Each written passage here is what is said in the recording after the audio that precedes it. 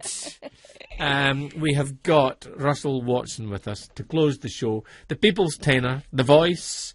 He has sung for many dignitaries around the world, been through the ups and downs health-wise, and I hope we've got him. Russell, good morning.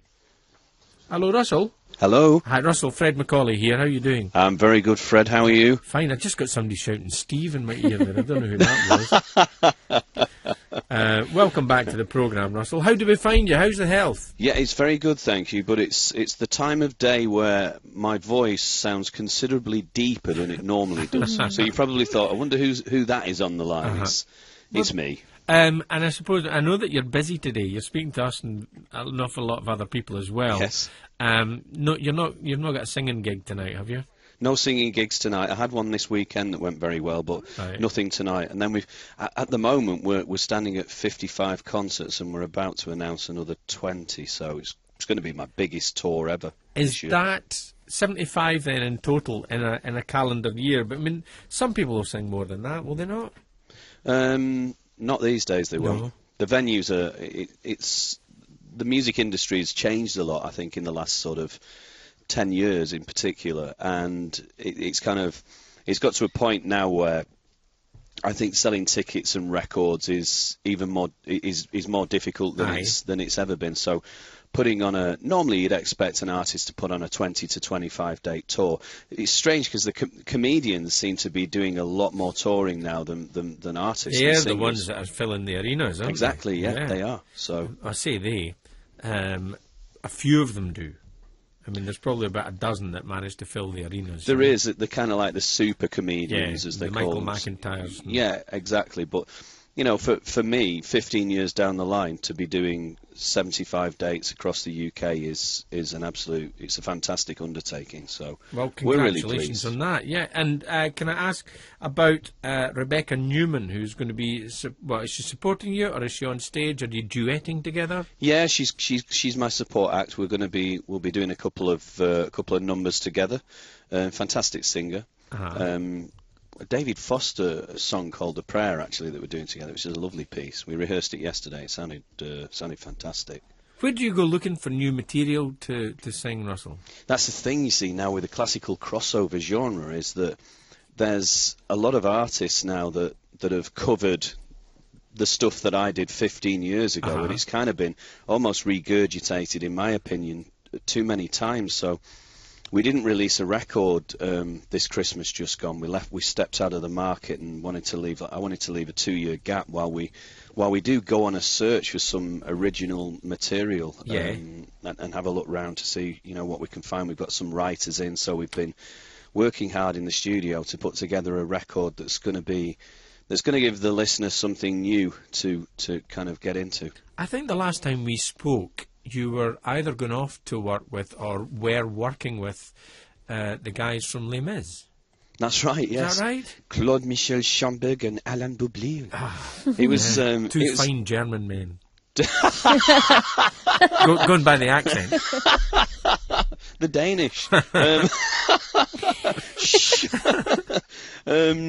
Yes, it was a fantastic experience. That working with the guys, obviously, who were the creators, the writers of the world's most successful musical, and you get the opportunity to work side by side with the likes of Claude Michel Schomburg, and it's something that you can, I've got a lot of experience with my 25 years now it is in the industry, but when you come across somebody like that who's had so much success and such a huge career and is so well known for writing that particular musical, you just sit and listen and you soak in the atmosphere. It was absolutely fantastic experience working with them. I was going to ask you, Russell, if you had favourite places that you like to perform, but before I do that, I'll let the listeners know you're going to be in the Eden Court in Inverness on Friday the 8th of May, the Perth Concert Hall on Saturday the 9th, and the Queen's Hall in Edinburgh on Monday the 11th. So these are obviously your top three, but I was thinking further afield because, I mean, you do a lot of singing out in the Far East as well. Yes, I mean, America, whenever I love the US venues, Carnegie Hall is up there as one of my favourites. Sydney Opera House. There's nothing more exhilarating than walking out of the Grand Quay Hotel in Sydney Harbour and strolling around the harbour bay, and as you turn the corner, there's the Opera House in the distance, and you think to yourself, I'm singing there tonight. Yeah. That's quite a good feeling. So they're probably my top venues, but I've done some amazing places. The Nou Camp Stadium at Barcelona, when I sang with Montserrat Caballé in the Champions League final. The Vatican for Pope John Paul II. I've sang at the White House 2 or 3 times as well. So I've been very lucky. I've been very fortunate with my career. One of my old producers used to reprimand me for talking about venues to artists because I don't think people appreciate just the difference that a venue can make. And I heard them talking to Sir Simon Rattle last week about, venues that he liked to perform with his orchestras in. And to sing in the Nou Camp is quite different from singing in the Town Hall in Cheltenham, for example. But can you give our listeners a flavour of what the difference is like for you as the performer? Well, when you walk into, say, somewhere like the Nou Camp Stadium, first of all, there's this sense of, for me, I just felt totally insignificant because this venue is so vast. There's 92,000 people in there. The occasion is the Champions League Cup final. It's like the football Europeans highlight, calendar highlight.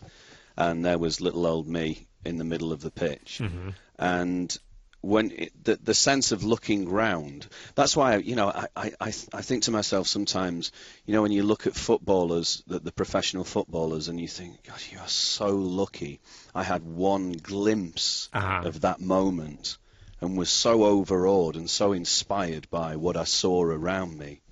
You can't help but give an amazing performance, and it's something that I think, no matter how many times I walk on stage, it's something that I always get that feeling, that kind of rush of blood, the adrenaline starts to pump, and it's a sensational feeling. But when you're in somewhere like the Nou Camp and you can feel the buzz of the arena around you, you can see the vibrant colours of the opposing supporters, and the two teams are lining up in the tunnel, and I'm belting out O Sole Mio. It was an incredible career highlight. And then would you trade all of your success for a chance to put on your football boots and play there? No, because my career would be over now. I'd be at home with my feet up by the fire and a pipe or something. No money in the bank. But I did play at Celtic Park a couple of years ago. That was quite good. What was that for? It was. Was that at Soccer Aid? The Legends game, yeah. Right. Manchester United against Celtic. How did you get on? Well, I was playing alongside Roy Keane. My first, actually, I was brought on as a substitute because I'd actually gone there to sing Nessun Dorma, which I did, and it went down really well. And then I was going backstage, and Lou Macari said, "Do you want to get on?" You wouldn't need to be asked twice, would you? No. Russell, there's a few people who have tweeted us, a few groups, Twitter handles, rustlers.com and Russell Watson Info. So I'm guessing you've got a huge fan base, and that's 2 accounts dedicated to your fan base.